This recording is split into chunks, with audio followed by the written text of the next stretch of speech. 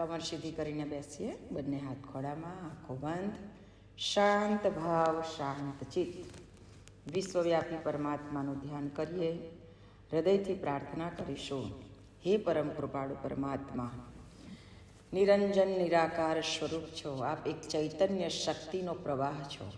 આપની દિવ્ય શક્તિનું સ્મરણ કરીએ કે ના કરીએ તો પણ આ શ્વાસોશ્વાસ દ્વારા આપની એ દિવ્ય ચેતનાનો પ્રવાહ પ્રત્યેક શરીરના હૃદયમાં ધડકી રહ્યો છે. ત્યારે એ તો એનું કામ કરે છે, પરંતુ અમે આપના સ્મરણ સાથે એને જ્યારે અંતરમાં ધારણ કરીએ ત્યારે એ ચૈતન્ય શક્તિનો પ્રવાહ વિશેષ રૂપે આપણી અંદર કામ કરે. સૌના હૃદયની અંદર એ સ્મરણ સાથે આપ ધબકો અને સૌનું જીવન આપની ચૈતન્ય શક્તિ દ્વારા વિશેષ રૂપે ઓતપ્રોત બને. સૌના હૃદયમાં અંતઃકરણમાં આપની દૈવી ચેતનાનો પ્રભાવ એક સત્કર્મ, સદભાવ અને સદજ્ઞાનના રૂપે પ્રવાહિત થાવ. માનવ માત્રના જીવનમાંથી એ અંધકાર દૂર થાય અને દૈવી પ્રકાશ દ્વારા, એટલે કે ઉચ્ચ કોટીની ઋતુંભરા પ્રજ્ઞા શક્તિની જાગૃતિ દ્વારા તેઓ નિરંતર ઉર્ધ્વગામી કર્મ કરી અને આપના સુધી પહોંચવા સમર્થ બની શકે એવી શક્તિ સૌના હૃદયમાં ભરો.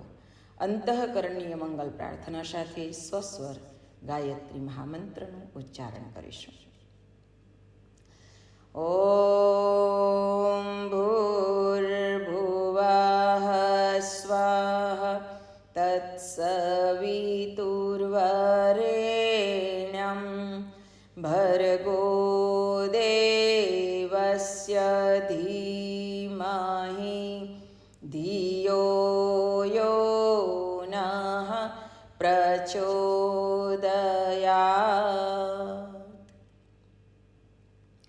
યોગપૂર્ણ વેદમૂર્તિ તપોનિષ્ઠં તેજસ્વિનં ગૌરવર્ણ પ્રેમમૂર્તિ માતા ભગવતી સહશોભિતં.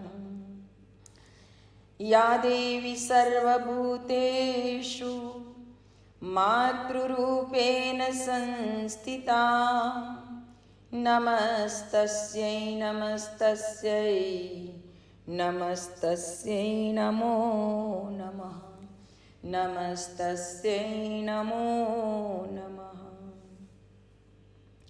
પરમ પૂજ્ય ગુરુદેવ પરમનીય માતાજી, આદ્યશક્તિ, વેદમાતા, દેવમાતા, વિશ્વમાતા મા ગાયત્રીના પાવન સાનિધ્યમાં સંરક્ષણમાં ઉપસ્થિત તમામ શ્રદ્ધાળુ વાલા પરિજન ભાઈ બહેનો, આપ સૌના અંતઃકરણમાં બિરાજમાન પરમ ચૈતન્ય સ્વરૂપ પરમાત્માને મારા કોટી કોટી પ્રણામ.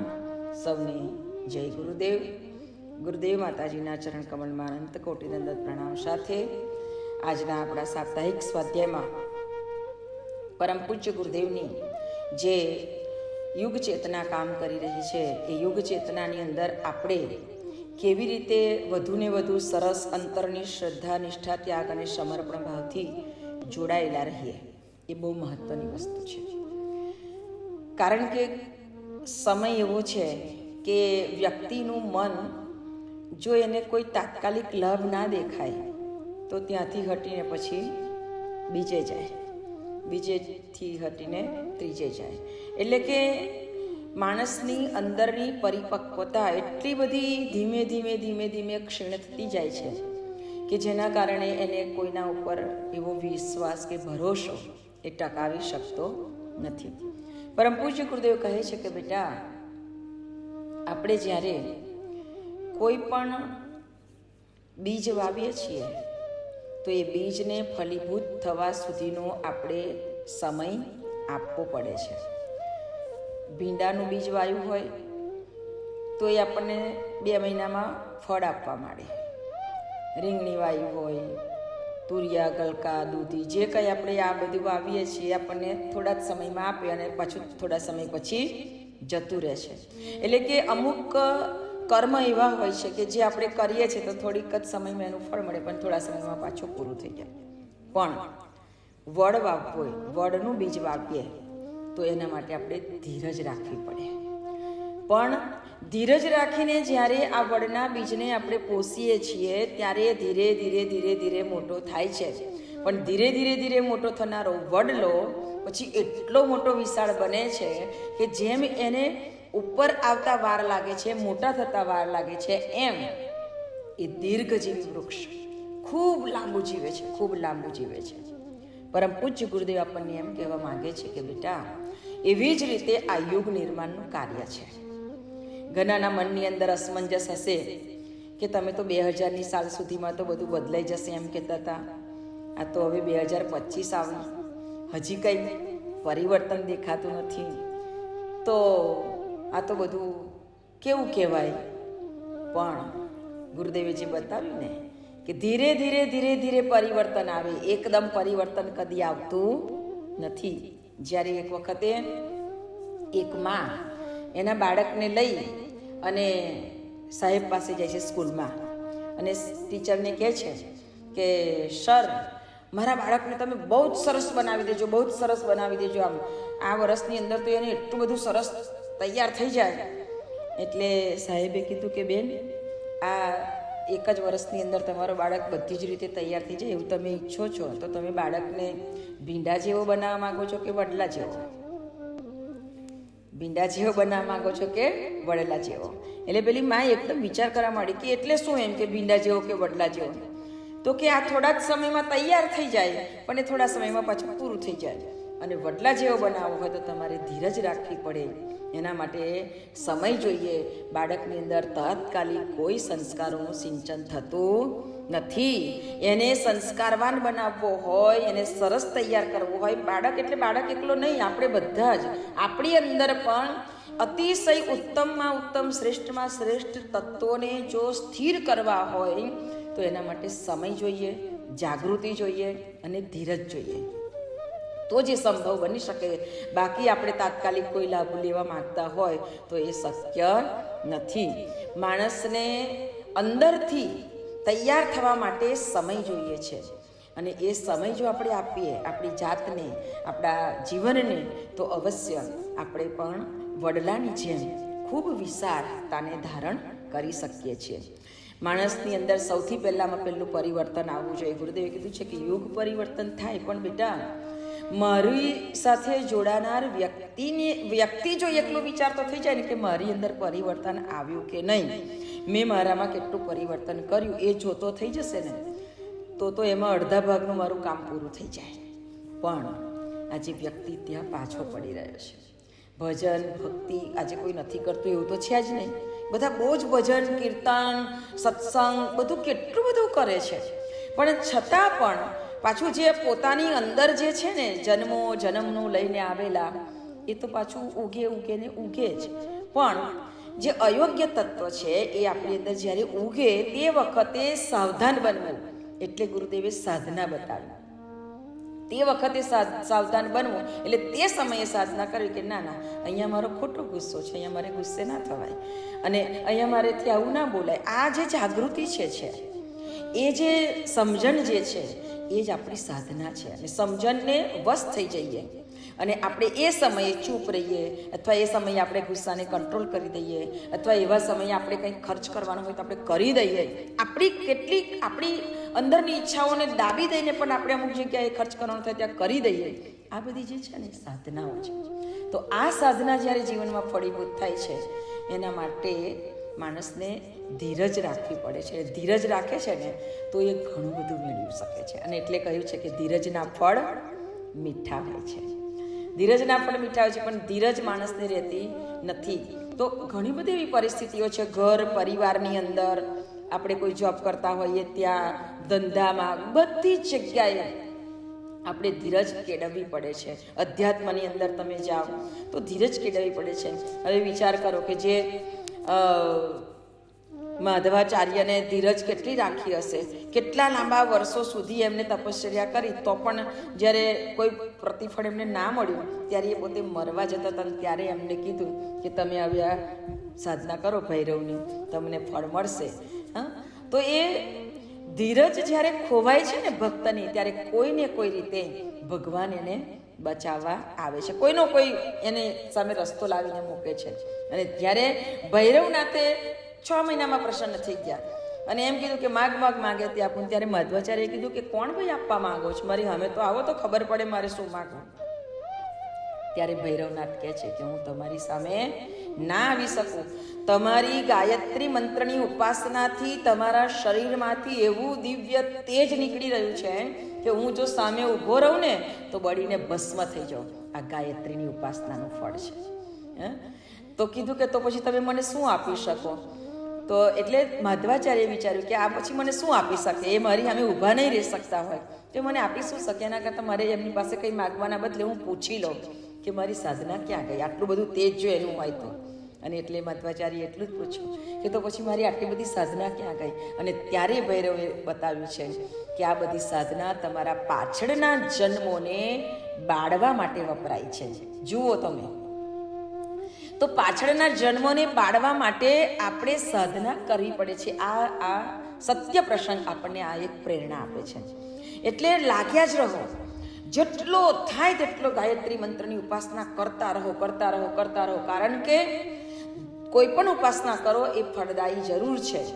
ભગવાનનું સ્મરણ કરીએ ફળદાયી જરૂર છે, નામ સ્મરણ કરો જરૂર છે, પરંતુ એનાથી માત્ર પોતાનું સારું થાય જ્યારે ગાયત્રી મંત્ર એક જ એવો મંત્ર છે, ધીયો યો નઃ પ્રચોદયાત, મારું એકલાનું નહીં અમારા બધાનું કલ્યાણ કરો. આ એક જ મંત્રની અંદર આ પ્રાર્થના છે અને તેથી તેને મહામંત્ર કહ્યો છે. જેટલો થાય તેટલો મંત્ર કરતા રહો, જેટલું સ્મરણ થાય તેટલું કરતા રહો, કારણ કે તેમાં ભગવાનના ભર્ગ તેજને ધારણ કરવાની આપણે ક્ષમતા ધરાવતા થઈએ છીએ. અને જ્યારે ભગવાનનું ભર્ગ તેજ આપણી અંદર આવતું જાય તેમ તેમ તેમ તેમ તેમ તેમ ધીરે ધીરે આપણે બધા જ પાપો સમન થતા જાય, બળતા જાય. અને ત્યાર પછી આપણે અંતઃકરણની અંદર એક એવો ઉજાસ, એવો એક પ્રકાશ, એવું એક ચૈતન્ય તત્વ ખીલવા લાગે છે, જેના કારણે પ્રત્યક્ષ જ આપણને એ જ ઇસી મિનિટે તત્કાલ આપણને ખબર પડી જાય કે આ યોગ્ય અને આ અયોગ્ય. જ્યારે ઘણા લોકોને થઈ જાય પછી ખબર પડે આ તો ભૂલ થઈ ગઈ, આ તો ખોટું થઈ ગયું. પણ જ્યારે આ સાધના આપણને તત્કાલ એમાંથી બચાવે છે. થઈ ગયા પછી તો ભોગવવાનું છે, પણ એ કરતાં પહેલાં આપણને સાવધાન કરે છે.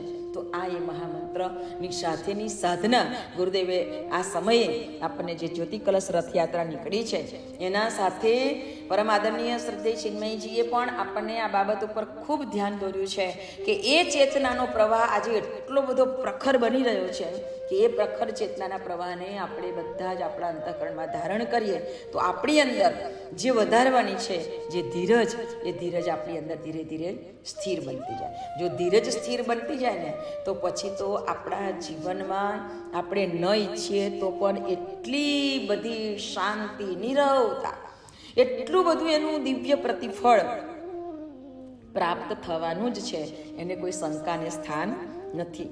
પરમ પૂજ્ય ગુરુદેવે બહુ સુંદર, માતાજી સુંદર એક દ્રષ્ટાંત આપતા.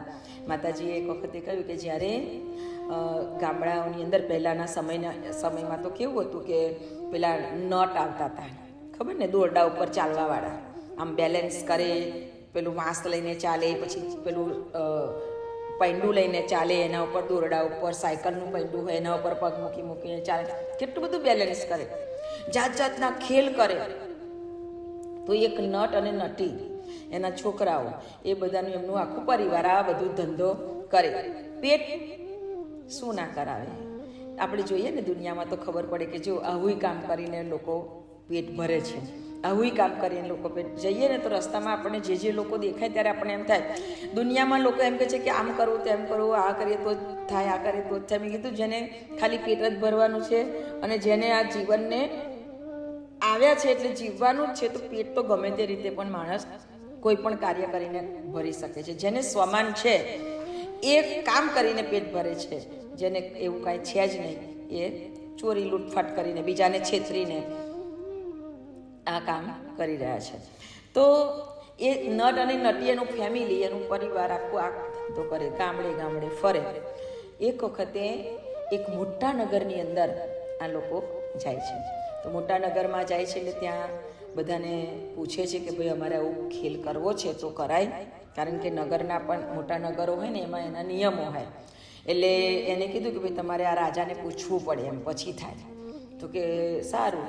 એટલે નટ અને નટી બંને પેલા રાજાના દરબારમાં જાય છે. પેલા દરબારીને કહે છે કે ભાઈ અમારે મહારાજને મળવું છે, અમારે આવી પરવાનગી લેવાની છે.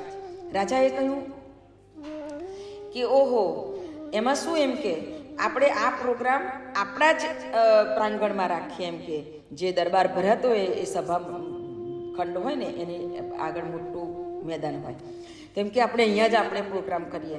આખા ગામમાં ઢંઢેરો પીટાવ્યો, આખા ગામના લોકો દરબાર ઘરની અંદર આવી ગયા, બધાએ ચોગાનમાં બેસી ગયા. પેલા નટીએ બધું તૈયાર કર્યું. રાજા પણ બેઠા એમની જગ્યાએ, રાણી પણ એમના ઝરોખાની અંદર બેઠા, રાજકુંવરી પણ એની ઝરોખામાં બેઠી, રાજકુંવર બેઠો, બધા જ આખું પરિવાર, દરબારીઓ ને મંત્રી પ્રધાન બધા જ. અને નટ ખેલ ચાલુ થયો. ચાલુ થવાની તૈયારી હતી અને ત્યાં એ નગરની અંદર જે મોટા સંત રહેતા હતા, ગુરુજી હતા, એ પણ આવીને બેઠા. દરબારગઢમાંથી આમંત્રણ આવે એટલે બધાએ જ આવવાનું, એવું એક નિયમ, બધાની અંદર એવી માનસિકતા, બધા જ આવીને બેઠા છે. નટના પેલા છોકરાએ સરસ ડૂબડૂબી વગાડી અને નટનો ખેલ શરૂ થયો. બધાએ ખૂબ તાળીઓ પાડી એટલે પેલા લોકોને ઉત્સાહ વધી ગયો. ઘણી વખતે માણસની એક તાળી પણ બીજાના હૃદયની અંદર ઉભાર લાવી દે. તો એ લોકોને એટલો બધો આનંદ થયો અને એમને ખેલ શરૂ કર્યો.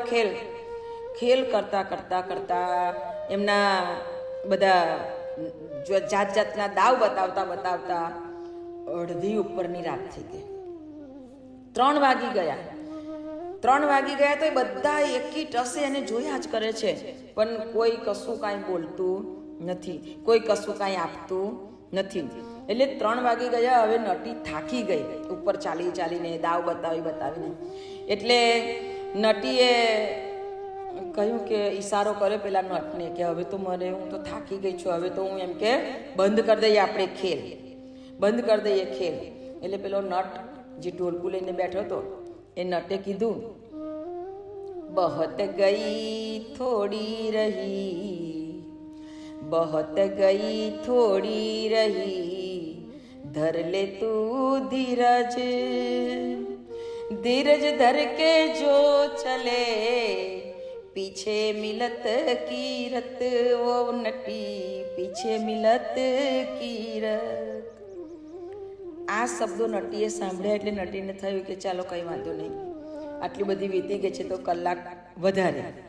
અને પણ આ શબ્દ જ્યાં સંભળાયા, બહોત ગઈ થોડી રહી તું ધર ધીરજ, ત્યાં તો પેલા સાધુને અંદર એમ થઈ ગયું કે અલા, આ તો બહુ જબરજસ્ત એમ કે મને પ્રેરણા આપી. ઊભા થઈ અને સાધુએ ઓઢેલી જે શાલ હતી ને એ શાલ નટી માટે મૂકી આવ્યો, એને આપી દીધો. જેવું શાલ મૂકવા જાય સાધુ એટલામાં જ રાજાનો કુંવર હતો ને એના ગળાની અંદર એને જે હાર પહેરેલો હતો એ હાર ઉતારીને આપી દીધો. રાજાની કુંવરી હતી ને એને પોતાની પાસે જે કાંઈ હતું, જે બધું હતું પહેરેલું એ બધું જ ઉતારી દીધું અને આપી દીધું. રાજરાણીને એમ થયું કે આટલી સરસ વાત, આ એક નટી એમ કે કામ કરનારા, બીજાને ખાલી દાવ બતાવનારા આટલી મોટી પ્રેરણા આપી જાય. રાજરાણીએ પણ પોતાનો શૃંગાર ઉતારીને મૂકી દીધો અને રાજાને થયું કે આ તો બધું થોડી જ સમયની વાત છે, બહોત ગઈ થોડી રહી, મારી તો કેટલી રહી. રાજાને પણ અંદરથી એમ થયું કે હવે મારે પણ આ બધું ખોટું જ છે. અને રાજા ઊભા થયા અડધી રાત્રે, એટલે કે સવાર થવાનો ટાઈમ હતો, અને રાજાએ ઊભા થઈ અને પોતાના માથેથી મુંગટ ઉતારી અને રાજકુંવરને પહેરાવી દીધો. જય જયકાર થવા લાગ્યો કે આ તો સવારના બ્રહ્મ મુહૂર્તમાં રાજકુંવરના માથા ઉપર મુંગટ આવી ગયો. બધા અંદરથી બહુ ખુશ થઈ ગયા. આખો દરબાર ભરેલો હતો, આખા ગામના લોકો હતા, એટલે બધાએ ખુશખુશાલ થઈને તાળીઓ પાડી જયનાદ કર્યો. નવા રાજાની નિમણૂક થઈ એટલે બધાએ અંદરથી આનંદ અને કિક્યારીઓ કરવા માંડ્યા અને રાજાનો જય જયકાર કરવા લાગ્યા. સમય વીત્યો. આટલું બધું જોઈને પેલી નટીનું તો પછી એટલું બધું મન એમ થવા લાગ્યું કે તો જાત જાતના એટલા બધા સરસ દાવ બતાવીને ક્યાં સમય ગયો ખબર પડી નહીં. નટ અને નટીએ વિચાર કર્યો કે હવે જેટલી બાકી છે ને એટલામાં કોઈ મહેનત વધારે પડતી કરવાની જરૂર નથી. અને એ તો બધું સવાર થવા આવી બધું લઈ અને નીકળતા હતા. તો નીકળતા હતા ત્યારે રાજાએ કીધું કે ઊભા રહો, એમ કે તમે આટલું સરસ અમને પ્રેરણા આપી, તમે દાવ તો બતાવ્યા, એ તો બધું જોયું, ત્યાં સુધી તો અમે બધા તારી એમ કે કલાની એમ કે અંદરથી સરાહના કરતા હતા, પણ જ્યારે તારા એક બે બોલ અમે સાંભળ્યા ને તો અંદરથી અમને ઝકઝોડી દીધા. ત્યારે રાજાએ પેલા સાધુને પૂછ્યું કે તમને શું લાગ્યું કે તમે ઊભા થઈને તરત એમ કે તમારી આ એક જ સાલ તમારી પાસેથી ને તમે આપી દીધી? ત્યારે સાધુએ કીધું કે આ એક શબ્દએ મને અંદરથી ટટોળી દીધો ને અંદરથી મને બેઠો કરી દીધો ને એમ કીધું કે ઉઠ, કેટલી બાકી છે હવે? આ આના માટે હોય તારું મન લાગવું જોઈએ નહીં કે જેને તું વળગાડીને ફરે છે એમ કે. એટલે મારે હવે પરમ વૈરાગ્ય તરફ આગળ વધવું જોઈએ. બહોત ગઈ થોડી રહી, હવે કેટલી બાકી, હવે જેટલી બાકી છે ને એમાં તો આ જે કંઈ વળગેલું છે ને વળગન પણ મારે દૂર કરવું જોઈએ. એટલે એમ કે મારી સાલ મને આપી દે. મારી પાસે તે વખતે કંઈ બીજું હતું જ ને, આપી દીધી એમ કે જે હતું તે. પછી રાજકુંવરને પૂછે છે કે તું એમ કે આટલો બધો ફ્રન્ટ થઈને ફરવાવાળો નથી? છોકરાઓને તો કેવું કે આ બધું ભગવાનમાં તમે માનો, અમારે તો કશું ના જોઈએ, એમ અમે તો અમારી જિંદગી જીવવા ભગવાને આપી છે, તો મજા કરો, આનંદ કરો. કે તને શું થયું એમ કે? ત્યારે રાજકુંવર કહે છે કે મને અંદરથી અવાજ આવ્યો, સાંભળ્યું તે? બહોત ગઈ થોડી રહી. એટલે કે સાચું કહું એમ કે પિતાજી, હું કાલે તમારું માથું કાપી નાખવાનો હતો, કારણ કે હું કેટલા વખતથી રાહ જોઉં છું કે હું આટલી યોગ્ય બની ગયો, આટલો સરસ થઈ ગયો તૈયાર, તો પણ તમે એમ કે મારા માથે રાજમુંગટ મૂકવા તૈયાર નથી, મને રાજપાટ સંભાળવા આપવા તૈયાર નથી. ત્યારે મને બહુ ગુસ્સો આવતો હતો, મને એમ થતું હતું કે આ કાલે તો હું મારા પિતાનું માથું જ કાપી નાખું, હવે એ જ મરી જાય તો મારે જ રાજા બનવાનું થશે ને. પણ આ શબ્દ જે હતા ને કે બહોત ગઈ થોડી રહી મન તું ધર ધીરજ, અને ત્યારે મને એમ થઈ કે ના, મારી ધીરજ રાખવી જોઈએ. મારો બાપ છે, ક્યારેક ને ક્યારેક મારો બાપ બીજા કોઈને તો આપવાનો નથી, મને જ આપવાનો છે ને, તો મારે આવું ના કરવું જોઈએ. મારી અંદર આવો ખોટો વિચાર કેમ આવ્યો? એટલે આજે હું તમારી સામે રજૂ કરીને પ્રાયશ્ચિત કરું છું કે મારી અંદર આવો ખોટો વિચાર આવ્યો હતો. માણસના જીવનમાં સત્સંગની ઉણપ હોય ને ત્યારે એના મનની અંદર ખોટા વિચારો આવે છે. એટલે વારે વારે આ મનને સત્સંગમાં બેસાડવું બહુ જ જરૂરી છે. નેગેટિવિટી બધી બાજુથી ભરાવા તૈયાર છે, પણ એની અંદર એને દૂર કરવા અને સારી એનર્જીને પ્રાપ્ત કરવા, સારા વિચારોને પ્રાપ્ત કરવા, એના માટે માણસે પ્રયત્ન કરવો જ પડે છે.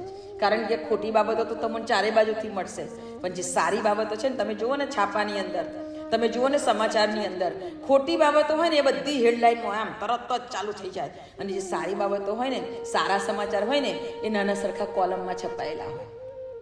નાના સરસ સમાચાર હોય ને એ બિલકુલ પાછળથી થોડાક શબ્દોમાં આપી દેવામાં આવતા હોય, ટીવી ઉપર પણ તમે જુઓ. અને જે ખરાબ હોય એને તો એટલી હેડલાઇન કરે કે વાત નહીં પૂછવાની. તો આ જ સમય પરિસ્થિતિ બ્રહ્માંડની અંદર પણ છે. નેગેટિવિટી ચારે બાજુથી તૈયાર છે, તત્પર છે. સહેજ જ એક ખોટો વિચાર આવે, હજારો ખોટા વિચારો તમારી બાજુ દોડીને આવી જાય. ચાલો સ્વિચ ઓન થઈ ગઈ, દોડો. પણ આપણા મનની અંદર સદાય શ્રેષ્ઠ વિચારો, પવિત્ર વિચારો, દિવ્ય વિચારોનું આવાહન કરીએ તો એવા વિચારો બ્રહ્માંડમાંથી શોધીને આપણી બાજુ આવે.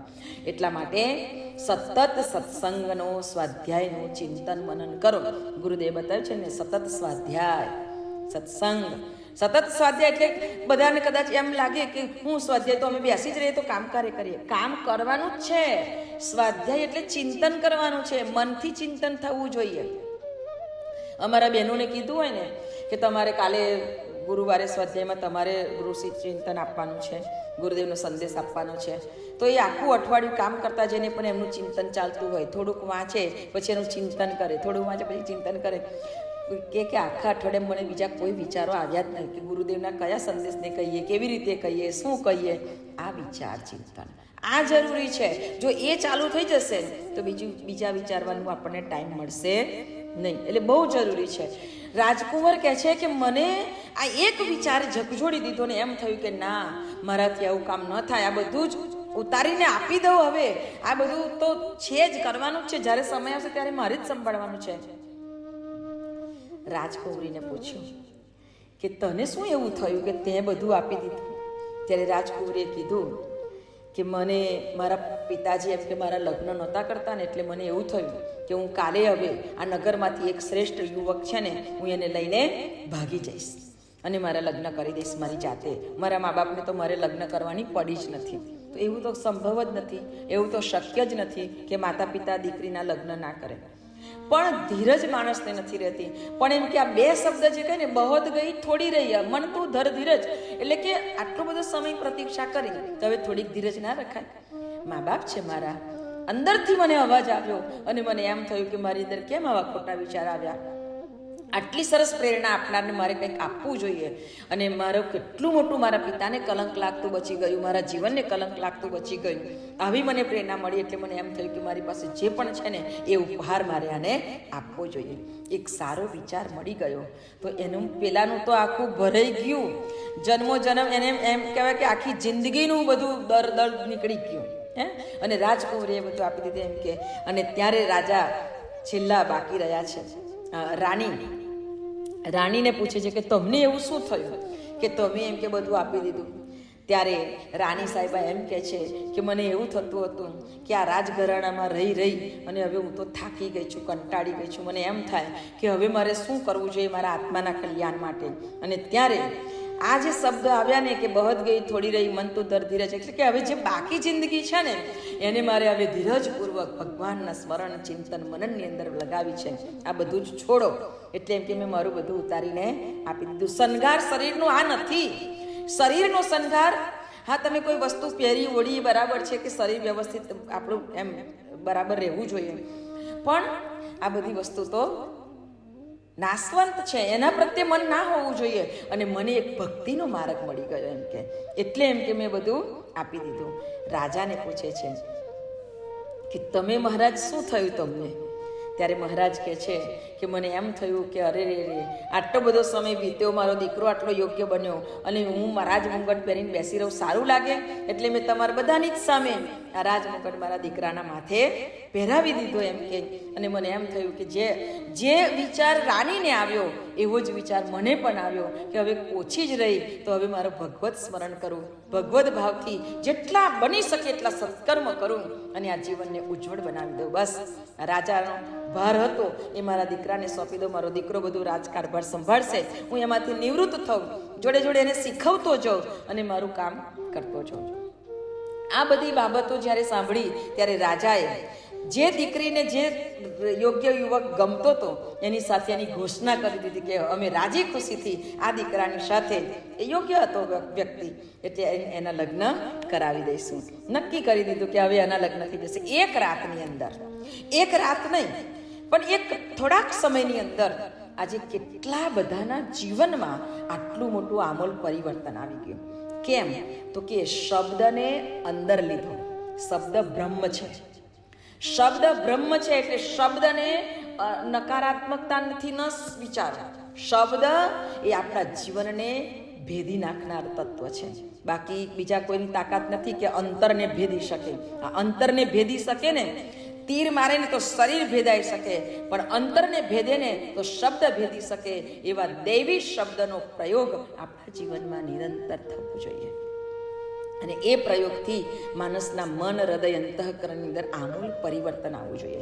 પરમ પૂજ્ય ગુરુદેવ કહેવા માંગે છે કે બેટા આ જીવનની અંદર ગુરુદેવે વિચાર ક્રાંતિ અભિયાન ચલાવ્યું એટલા માટે તો એમને જિંદગીની અંદર તિલ તપીને ગુરુદેવે 3200 પુસ્તક લખીને એમને જે દૈવી વિચારો આપ્યા છે કે આ વિચારો એવા છે. ગુરુદેવ કહેતા કે મારા વિચાર આગ જેવા છે, આગ. તમારે ખાલી તીલી ચાપવાની છે, તમારે ખાલી એક માચિસની તલી ચાપી દેવાની. આવતા દિવસોની અંદર પરમ પૂજ્ય ગુરુદેવની જે જ્ઞાન ચેતના છે ને એ એટલી બધી પ્રવાહિત થવા જઈ રહી છે કે જેના કારણે માણસ માત્રના અંતઃકરણની અંદર એક પરિવર્તન થશે. પણ આજે બધાને ખબર છે પણ પરિવર્તન નથી દેખાતું. કારણ એક જ છે કે પરિસ્થિતિને વશ થઈ જાય છે માણસ પરિસ્થિતિને વશ થઈ જાય છે. ગુરુદેવે કહ્યું છે કે બેટા પરિસ્થિતિ નહીં બદલાય, મનસ્થિતિને બદલી નાખો. આ મનસ્થિતિને બદલી નાખો. પરિસ્થિતિઓ તો બદલાવાની નથી અને એને બસ આપણે નથી થવાનું, પણ મનસ્થિતિને બદલીને એ જ પરિસ્થિતિઓમાં આપણે આનંદથી જીવવા પ્રયત્ન કરવો પડશે. તો આ ધીરજપૂર્વક થશે. એકદમ ઓટોમેટિક કોઈની અંદર પરિવર્તન આવવાનું નથી. આપણે તો કોઈ સ્પેર પાર્ટ બદલવું હોય તો ચાલો ને ભાઈ આ બગડ્યું છે તો બીજું નાખી દો, એ બદલાઈ જાય તરત. પણ માણસના મનની અંદરનું સ્પેર પાર્ટ કોઈ દિવસ બદલાય નહીં. એને ધીરજપૂર્વક ધીરે ધીરે ધીરે ધીરે મનને કેળવીને બદલવું પડે. અને એ બદલાય ત્યારે જ એના જીવનની અંદર પરિવર્તન દેખાય. પરમ પૂજ્ય ગુરુદેવનું જે ધ્યેય છે, જે લક્ષ્ય છે, એ એવું છે કે માનવમાં દેવત્વનો ઉદય અને ધરતી ઉપર સ્વર્ગનું અવતરણ. તો દેવત્વને જાગૃત કરવા માટે પ્રત્યેક વ્યક્તિએ પોતાની જાતને અંદર દેવત્વ પ્રગટ થાય છે કે નહીં, દેવત્વ જાગૃત થયું કે નહીં, જાતે આપણે આપણી ચકાસણી કરવી પડશે. અને એ તપાસ કરવામાં આપણે જો સજાગ બન્યા તો અવશ્ય આપણું જીવન આપણે સરસ બનાવી શકીએ. બીજાએ શું કર્યું, બીજું આવું કરે છે, એને આપણે કોઈ જોવાની જરૂર નથી.